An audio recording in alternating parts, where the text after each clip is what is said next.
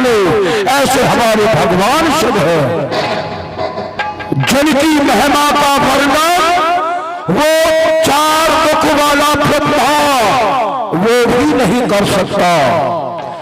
जिन भगवान शिव के लिए कहा गया है कि शंकर की चट्टान बीच गंगहू विराजमान, ये भानु पर चंद्रमा, वो चंदन अनूप है, नेत्र है तीन, झलके भरे बीच मंदमान, चेहरा के तेज से सर्वंद होत धूप है, अंग में भुजंग, ये भुजान में लपेटा खाक, कहे के सबको जिनके कंठ पुष्प है। दर्शन किए थे जिन भगवान शिव के लिए कहा गया है कि दर्शन किए थे दुख दारिद्र दूर हो, तो ऐसा सुंदर एक शिव जी का स्वरूप है। क्षण मात्र दर्शन करने से ही जीव के सारे पाप रोग दोष सभी नष्ट हो जाते, ऐसे हमारे भगवान शिव है। आज उनकी ही महिमा, उनकी ही अनुकंपा और उनका ही बल और प्रताप जो कि आज इस मथुरा नगरी में छाया हुआ है। आज ये जो मथुरा का सम्राट राज, ये वैभव, ये दिन प्रतिदिन ये जो बढ़ता है, ये सब भगवान भोलेनाथ की अनुकंपा है। और आज हम देख भी रहे हैं, क्यों? ये स्वच्छ है आकाश, ये वायु भी कैसी मंद है, ये सुरंग से लेके धरण तक ये आनंद ही आनंद है।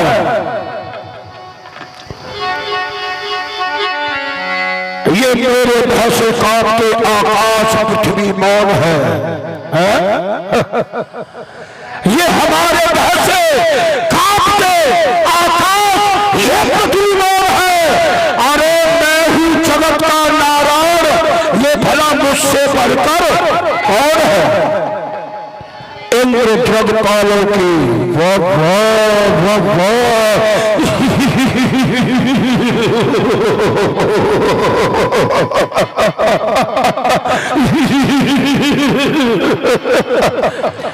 इंद्र जगपालों की मैं शक्ति महान हूं। अरे मुझसे बड़ा है कौन? आज मैं ही स्वयं भगवान हूं। और ये हिमालय और सागर में, ये हिमालय और सागर में ये मेरी जिलाओं का निकेतन है। ये धरण आसमान ये सब मानते मेरा ही शासन है। यहां तक के हमने अपने बल और प्रताप से देवताओं को भी अपने अधीन कर रखा है। ये देवता वरुण कराते स्नान मुझे, जिसे वरुण देवता स्वयं स्नान कराते हो तो भला उसके जीवन में किस वस्तु का अभाव होगा। ये देवता वरुण ये कराते स्नान मुझे, ये ताप्ती चरण लक्ष्मी व काली है। भोजन बनाते स्वयं वो अग्निदेव, अरे नंदन का धूप बना वो इंद्र माली है। ये 33 कोट देवता हाजिरी लगा दे मेरी, अरे जा करके देखो वो सुरंग पड़ा खाली है। यहां तक के देवताओं का राजा वो देवराज इंद्र, उसका क्या काम? वो इंद्र मेरा माली है, वो इंद्र मेरा माली है। ये शंकर को हार बनाता है, ये सुबह और शाम दरबार में ये छत पर खड़ा हो जाता है। भंडार कुबेर संभाल रहा, ये वस्तु का काम वरुण पर है। कमल लगाता है झाड़ू, अग्नि रसोईया घर पर है।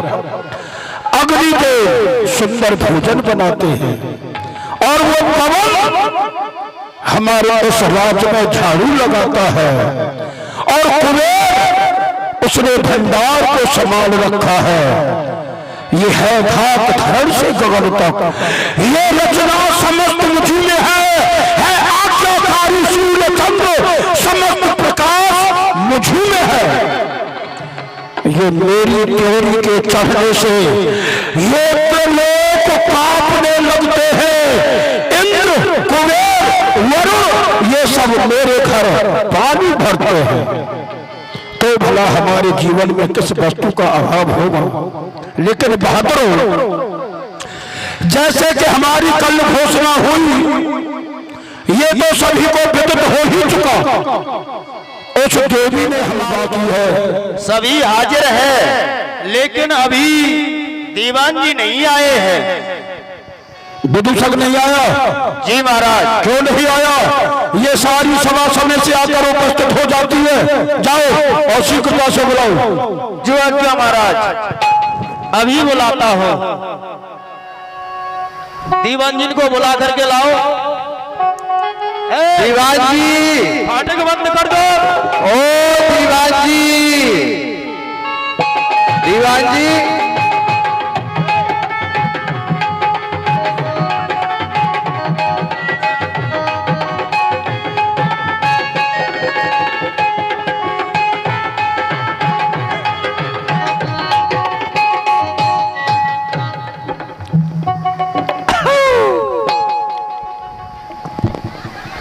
ही न करो। है? रे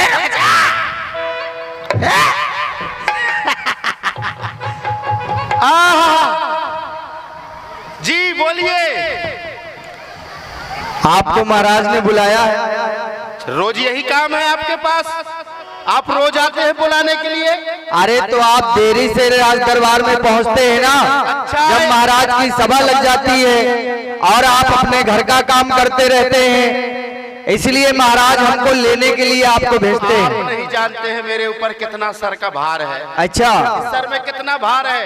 कितना है? अरे गिनती कराने लगूंगा ना तो अच्छे अच्छे पढ़े लिखे भूल जाते हैं। हाँ, बच्चों को दूध पिलाना, अच्छा, उनको कपड़े पहनाना, उनको स्कूल छोड़ना, उनको भोजन बना के खिलाना। अच्छा। हाँ। और आपकी घरवाली क्या करती है? मतलब सारा काम घर का आप करते हैं? ये बेटे बड़े भाग्यशाली लोग करते हैं। हाँ। अच्छा। हाँ। वो बड़े भाग्यशाली होते हैं जो घर का काम करते हैं। अरे कपड़े धुलते हैं, भोजन बनाते हैं, बच्चों को दूध पिलाते हैं। अच्छा, सब काम हम करते हैं। दूध भी आप पिलाते हैं? बोतल वाला। अच्छा। और तू क्या समझ रहा है? अच्छा। हाँ, तो दरबार में चले? हाँ बिल्कुल चलिए। कुछ गाते बजाते चले?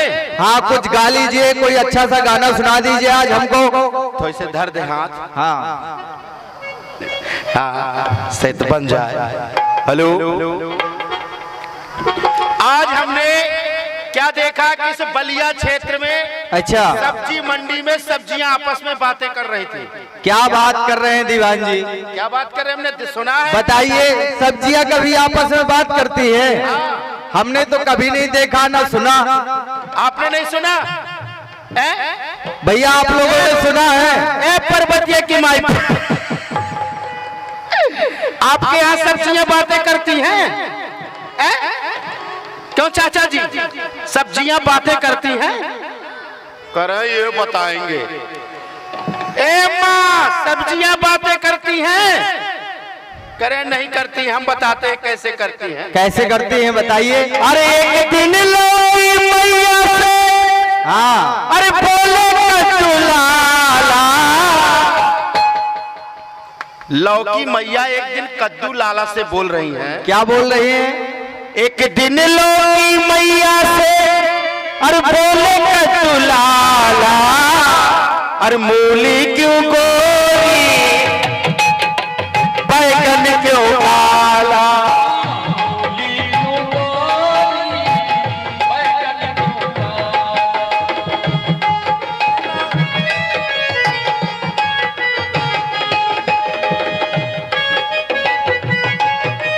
फिर क्या हुआ?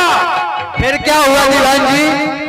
जब कद्दू लाला लौकी मैया से पूछे अच्छा कि मूली क्यों गोरी होती है हाँ। और बैगन क्यों काला होता है, अच्छा तो भाई लौकी आ गई, मूली आ गए, बैगन आ गए, कद्दू आ गए। अच्छा उस भिंडी से बर्दाश्त नहीं हुआ। अच्छा इतने में भिंडी आ गई। हाँ कैसे? इतने में भिंडी प्यारी आई भिन भिनाती,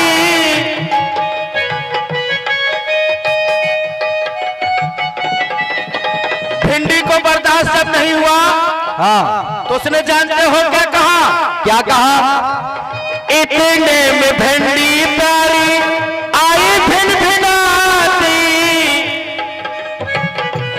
प्यारी आई भिनभिनाती, करेले न चालू की ना ऐ बल खाती।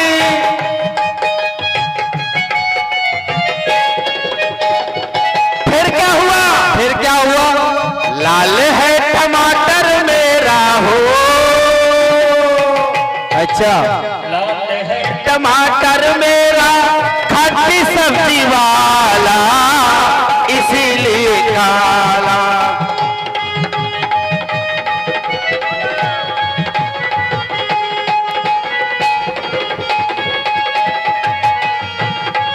क्यों काला, मूली क्यों गोरी, बैगन क्यों काला।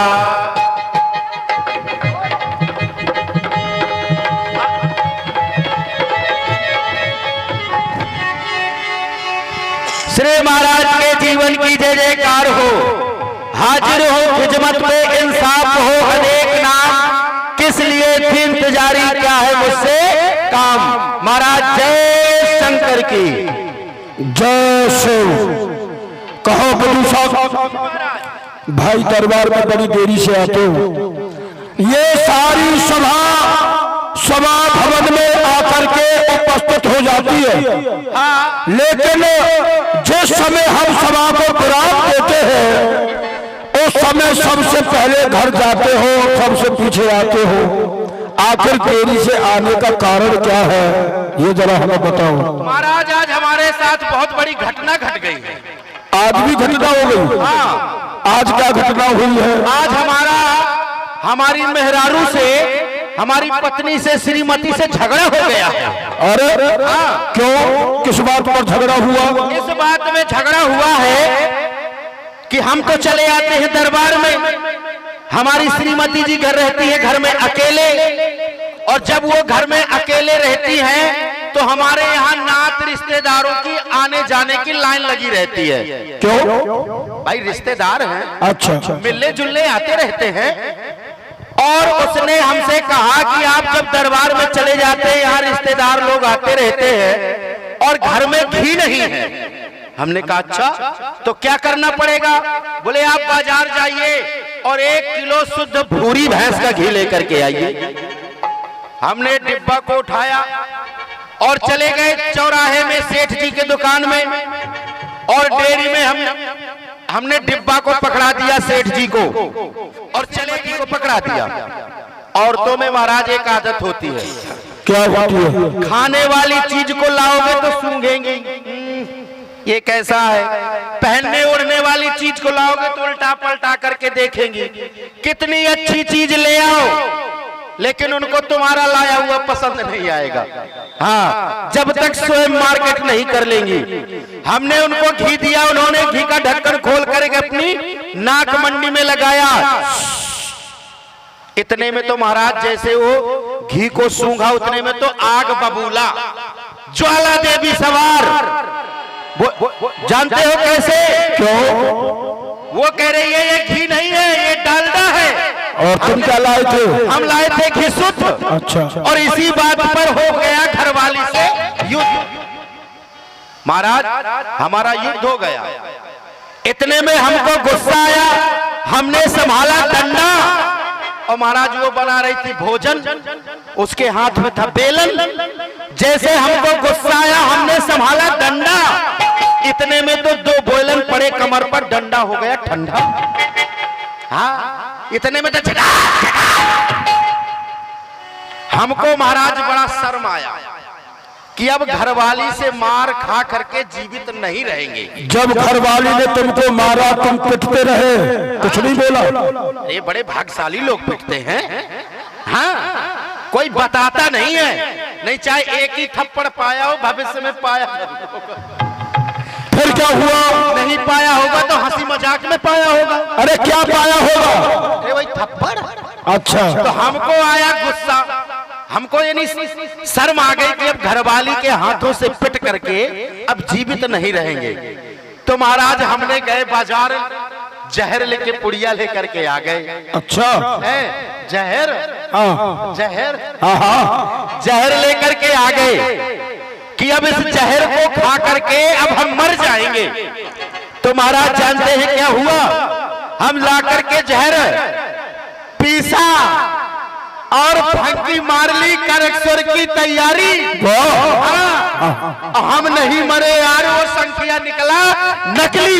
मतलब क्या हुआ? वो जहर नकली था।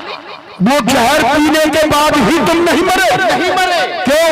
वो जहर असली नहीं था, वो नकली था। बस मौन हो जाओ। ये घर की बातों को आकर के यहाँ हमारे इस सभा भवन में और आकर हमें बताते हो। अरे आप बीती बता रहा हूँ सरकार, जो मेरे ऊपर घटना हमारे राज्य में रहते हुए, और ये सबका कर्तव्य बनता है राजा के राज्य में रहकर समय पर राजा को उचित सलाह देना, राजा को उचित मंत्रणा देना, ये सब सलाहकारों का उद्देश्य होता है। लेकिन तुम सभी को ये भी पता चल चुका है, जी सरकार, उस देवी ने हमारा काल घोषित किया। जी एक दुश्मन के लिए मैंने क्या नहीं किया, यहां तक के 14,000 योद्धा पहरा लगा रहे थे और जेल में सवा मन के ताले लगे हुए थे। जी लगे थे। प्रथम पुत्र को हमने अपने हाथों से मार डाला और 6 पुत्रों को जल्लादों ने मार डाला और 7वां पुत्र हमारे भय से वो गर्भ में ही नष्ट हो गया। लेकिन हमें उसकी कोई चिंता नहीं थी। हमें चिंता थी जो देवताओं ने कहा कि 8वीं जो संतान होगी वही तेरा काल है। जब 8वें की बारी आई, हम दौड़े कारागार के पास पहुंचे और जाकर के देखा हमारी बहन देवकी मेरे पैरों तले बैठकर गिड़गिड़ाने लगी और रोने लगी, चिल्लाने लगी और रोने के बाद कहती है कि भैया भैया तू मेरा कैसा कठोर भाई है। अरे